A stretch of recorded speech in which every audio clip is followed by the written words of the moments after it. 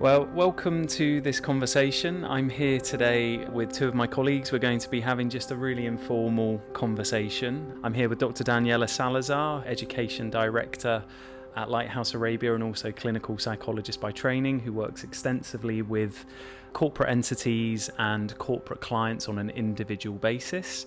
I'm also here with Anna White, Senior Occupational Therapist and Director of Mental Health First Aid, UAE. Anna works extensively with corporate organisations and government entities as well.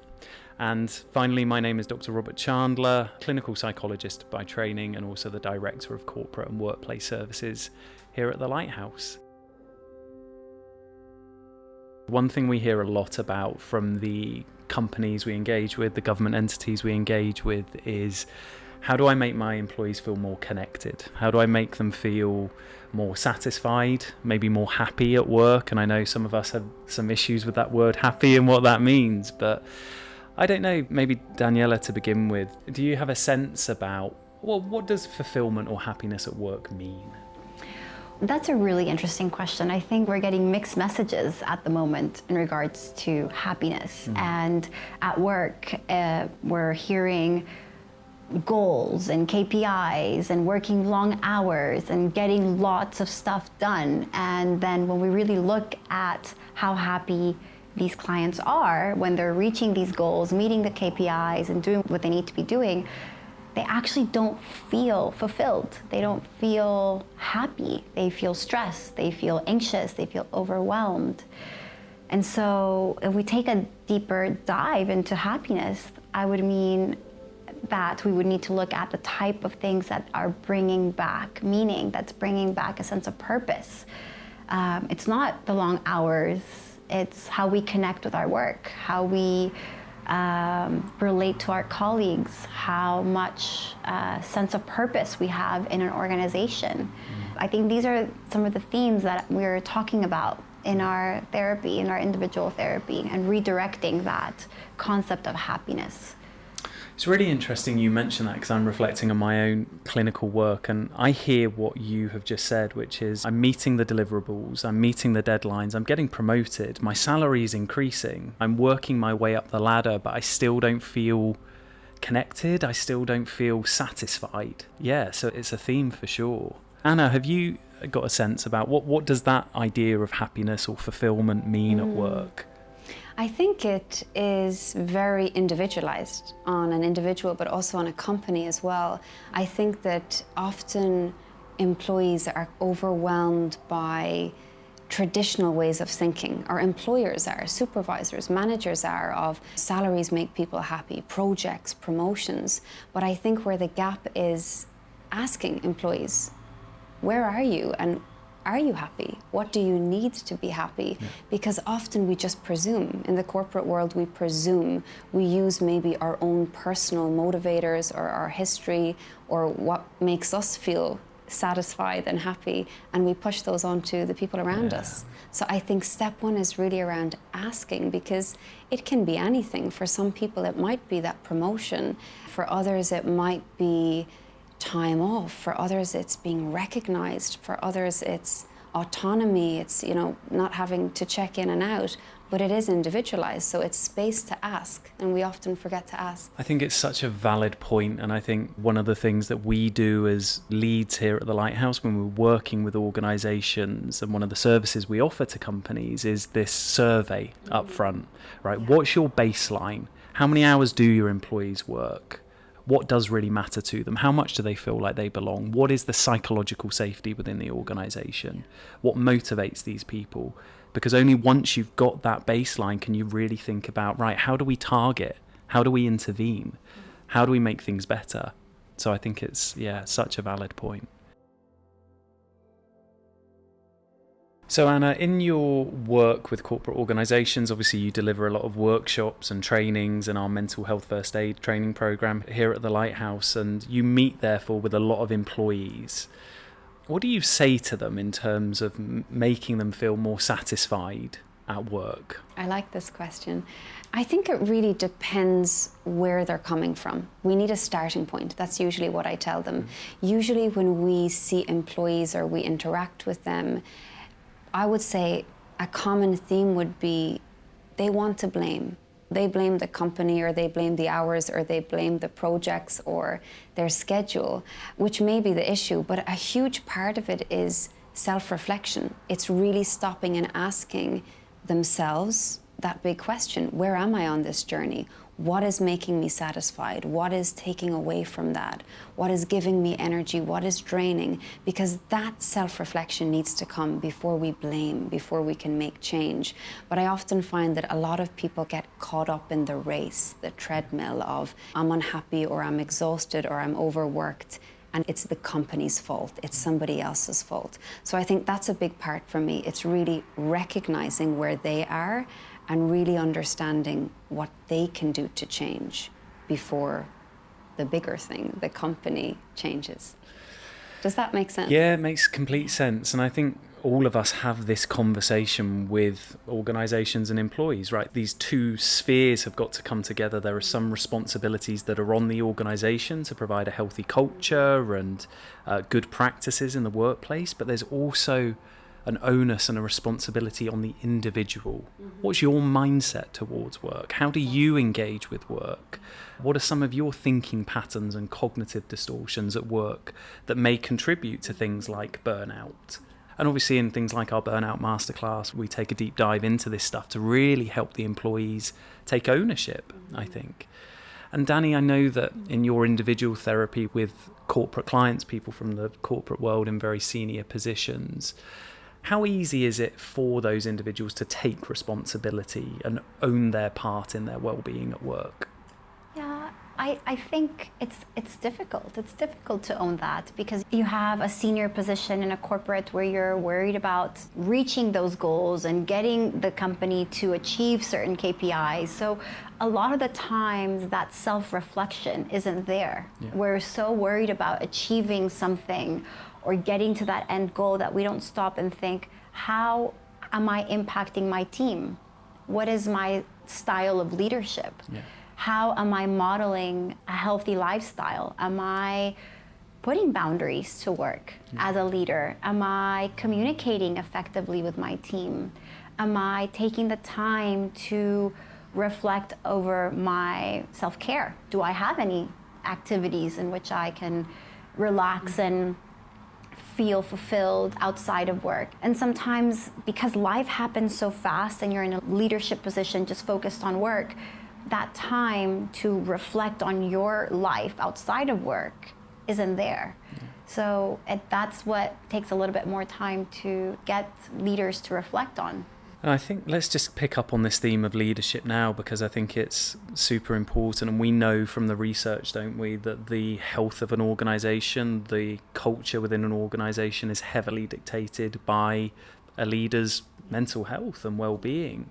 As we know, leaders act under a microscope and speak through a loudspeaker, right? And that's felt by the organisation.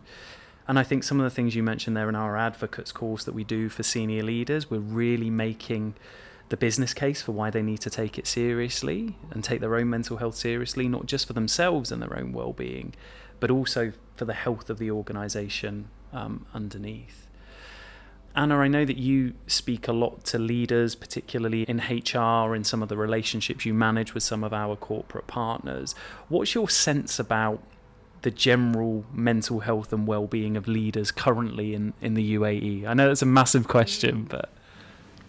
I would say it really does depend on the organisation. Yeah. I would say organisations that have done some of our trainings, that have that sense of mental health literacy, they have dived into what it is, what mental health is, what mental illness is, how to recognize things in myself that I might be struggling with, how to pick up on difficulties my colleagues might have. The companies that have put in the work, the leaders who've showed up to those smaller things, I recognize they don't have the time to maybe engage in longer trainings, but when they've showed up and they've really opened up that door of learning and wanting to understand, that's where you see change. Yeah. That's where you see them really taking part, showing up and being there for their employees, and the employees see it. because you need, as you said, everything that a leader does is amplified. They're like the thermostat in the company. If they're too high or they're feeling a certain way, every single department will be. So it's just about setting the tone at the beginning, and then usually the rest of the jigsaw starts to fit into place. Yeah, I would agree. And maybe then if we just move to, because again, we all work with leaders in some capacity, and Danny, again, just going back to some of the clinical work that you do with leaders. What I sometimes try and do is, because I think we've worked with so many leaders over many years, is try to theme and group together leaders that are taking care of their well-being, their mental health, they're performing in a productive way, they've got good work-life balance. What are the common denominators that we see? Right? And I've got a sense about what some of those are. But from your clinical experience, what factors predict a leader's overall happiness, fulfillment, and mental health?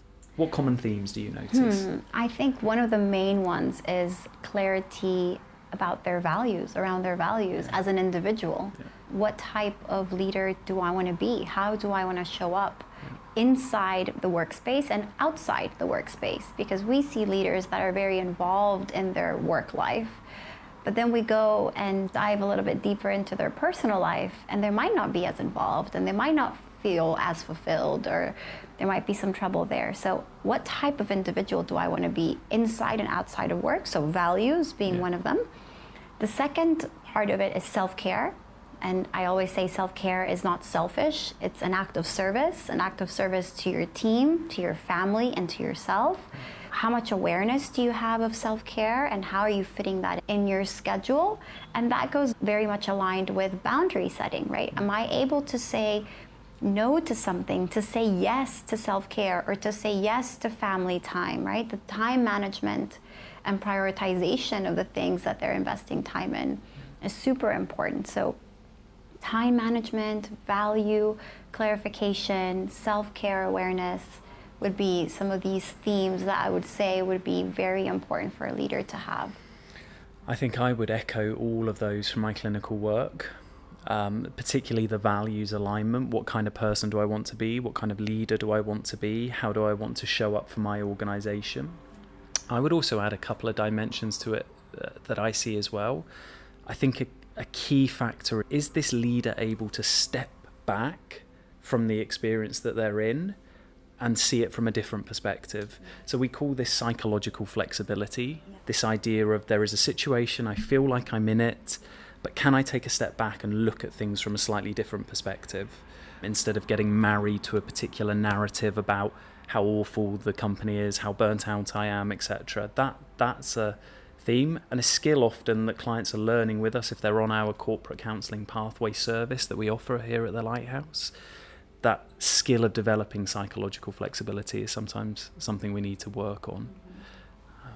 I would even add also seeing that person as, in a 360 view. You see the employee, but I don't see the wife at work, I don't see the daughter at work, I don't see the sister at work, but that's still that person that comes to work.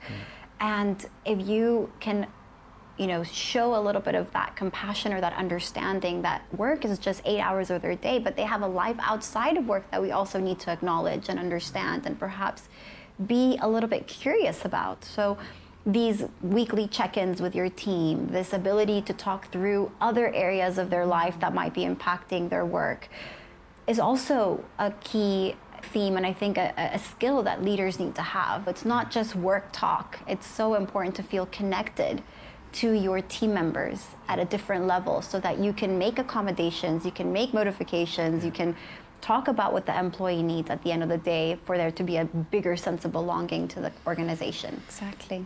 And I think something that I would also add, I'm not sure if the two of you see this a lot with your clients, is leaders who can be vulnerable. And I think we have this idea in the corporate world that vulnerability is a weakness. I can't show all my cards. They shouldn't know what happens outside of work. And I think that we've misconstrued the idea of being vulnerable, because we know some of the greatest leaders in the world know how to be vulnerable. And vulnerability doesn't always have to be show and tell everything. It is a leader who can admit their mistakes. It's a leader who can reflect. It's a leader who can say, I'm sorry. or I shouldn't have done that, or someone who's consistent and transparent. And I think employees really respect that because, and I always say this in our mental health first aid training, that level of vulnerability coming from a leader opens the door for everyone else. And once I can see my leader doing it, it means I feel safer in doing that myself, and adding into the whole concept of psychological safety as well. Yeah.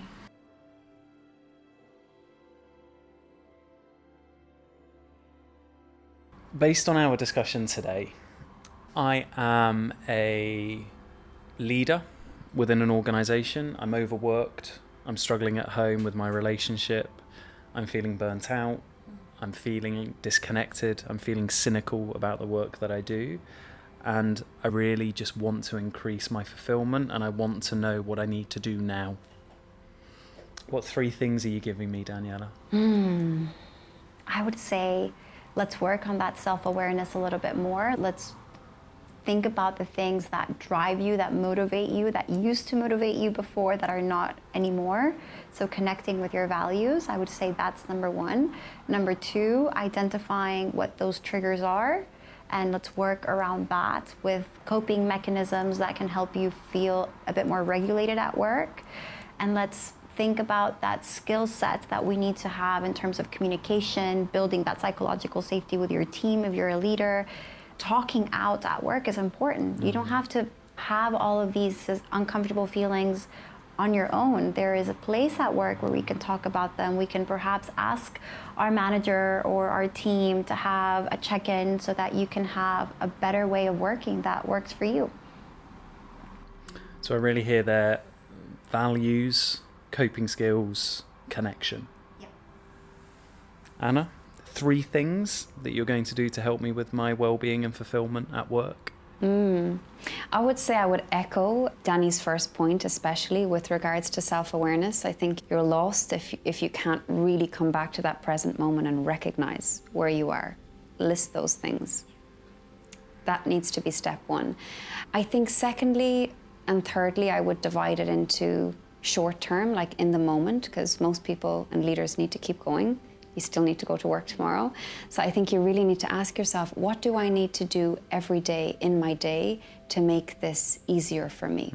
What do I need to give myself in order to survive? It might not be thriving this week, but surviving. And that could be anything from your morning routine to your evening routine, to taking breaks in between meetings, to catching up with colleagues, to saying no more than you say yes this week. So those short-term daily things in between meetings, etc. And then I think lastly, I would say it's about prioritizing the long-term changes that you might need to make. And that could be bigger things like your responsibilities at work. It could be realigning on your values that Danny's already mentioned. It could be pressing the restart button on your sleep management, on your nutrition, on your exercise habits. It's the bigger things that we all know we should do, but we often forget to do them when we got caught up in the week. So I'd say those would be my 3 things. Self-reflection, coming into the present moment, recognizing that you're not okay right now, and that's also okay. Secondly, focus on what small things you can do every day in order to get through the day. And thirdly is going back to that master plan. What are the long-term things that I need to change in my life? I think all of these are great. I think from my perspective as well, and I find myself saying this a lot to clients right now, is before any of this good stuff, because we know we need to be aligned with our values, we know we need to sleep, we need to drink more water, eat well, push back, delegate, all of that stuff. But even before that, we need to take responsibility. Because I hear this and have heard this in the consulting room for quite some time. I just can't. I know what I need to do, but I can't. The system doesn't allow me. And actually, we've got to accept some self-authorship, some responsibility, some accountability. And if there are barriers and blocks to you getting 7 to 8 hours of sleep, that's fine. We can work on those barriers. But it first requires you to step into a place of agency and self-authorship and say, no excuses. I am responsible for this. I have a choice. And that choice is not always easy, but I need to step into that mindset. Yeah, Exactly. And focusing on really that master plan, that long-term thinking, that bird-eye view is going to be really important. What are the benefits of focusing on my master plan, of saying no to certain things that is going to be painful because you're giving up on something that you like, but you're saying yes to something that's going to be far more important, far more valuable in the long term. We're so used to these short, easy answers to just get away from pain and discomfort. And part of the learnings, I think, in therapy is that there's no shortcut and that life is painful. And part of our job is to keep going. And you have the strength within you to make the right choices. It's a choice that we have to make at the end of the day. Exactly. I would echo that. And something that you said as well was people show up to therapy and they show up in front of you and they say, I can't. It's not going to happen. There's no answer here. And I think that's something that leaders, employees, everyone, we all have to accept that, as you said, there isn't the secret sauce or message or answer. And I feel sometimes people show up and they think, tell me what I need to do. Quick answer, I'm in a rush. I need to get back to work, whatever it might be. But it's recognizing that this takes a lot of time, a lot of patience, a lot of hard work, and you've got to be really deliberate. It is not something that comes natural. And sometimes people might not be ready for that. So it's also about recognizing I need to make space for this. And it needs to be a priority in order for everything else to fit into place. I think something you said there really resonated with me, because I think in a consumer society where we can have what we want with convenience and comfort, people expect a change process like this to be the same. And if you make changes, there's always going to be a cost. There's always going to be a cost. If you start pushing back at work, you might upset some people. They might get offended or affronted. And the question I will often ask to clients is, but let's do the cost-benefit analysis, right? Is that cost of pushing back and upsetting a few people versus actually adding 5-10 years to your life? Go figure, right? So it does need that detailed analysis, I think, sometimes, and just an acknowledgement there will be growing pains as you change and become more deliberate and responsive. It's going to be uncomfortable. Yeah. And I think some people need somebody else to help them with that. I think that's where therapy comes in. Sometimes it's too much to face by yourself, but it's about understanding that going to therapy essentially doesn't mean that we're going to give you the answer or it's the therapist is going to provide the answer. It's that you will do it, but you have that guided support. You have a plan. That master plan becomes broken down into more achievable parts. And I think a really great first step for just consulting with an independent professional, something like our emotional wellbeing checks that we offer here, people that might not quite be ready for psychological intervention, but actually just want a sense check on where they're at in terms of their wellbeing, what they're doing well, what they're not doing quite so well, and what they might need to think about doing differently. I think this is a great starting point.